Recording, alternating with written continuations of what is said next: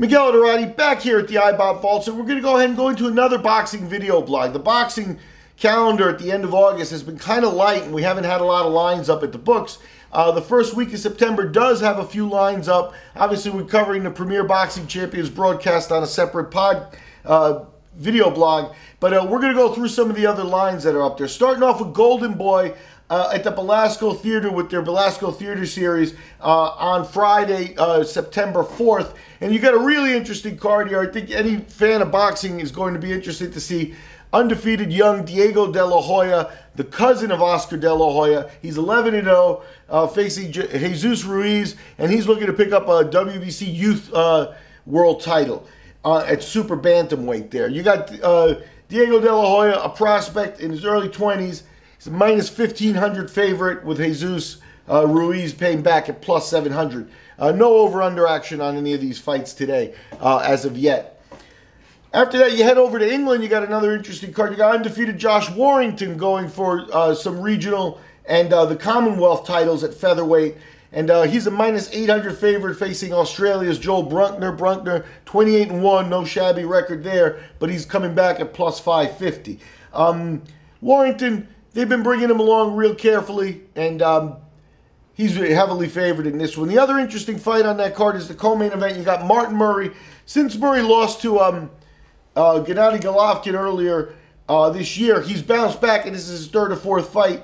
In return, Murray on a little winning streak. He's taking, ring time type fights against journeyman types. He's a big favorite here. He's a minus 3,600 favorite over Jose Miguel Torres, who's paying back at plus 1,400. That's over in Leeds, England. Obviously, the promotion over there is a loaded fight card with about 10 or 12 fights on the live event too. But those are the ones that are up at the books. Also on this card, you've got cruiserweight Tony Bellew. He's facing TBD, but you've got a couple of big names on there, so you may want to check back and see if some of those pop up. And staying with Saturday, I almost don't even want to talk about this one, but you got to. You got the Seminole Hard Rock Hotel down in Florida hosting heavyweights, and they got Shannon Briggs facing Michael Marone. Briggs looking to win his 8th in a row since 2010. I mean, he's been back since 2014. He took 3 years off. But in 2010, he lost to Vitaly Klitschko. A lopsided unanimous decision, but he still feels he should be in the world title picture. He's been harassing Vladimir Klitschko for years and years.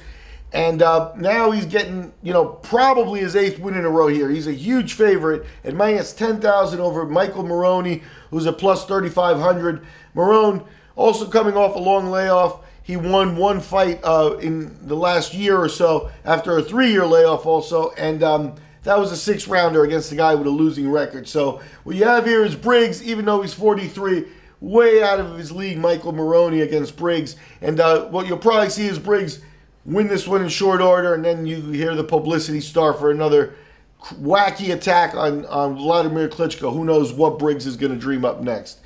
Those are the odds right now. I expect some of the other odds may pop up. You've got Jürgen Brähmer in Germany defending his belt. You've also got a couple of women's world titles being contested in Mexico. So check back at the books, and we'll see if any of the lines pop up later. Talk to you after the fights.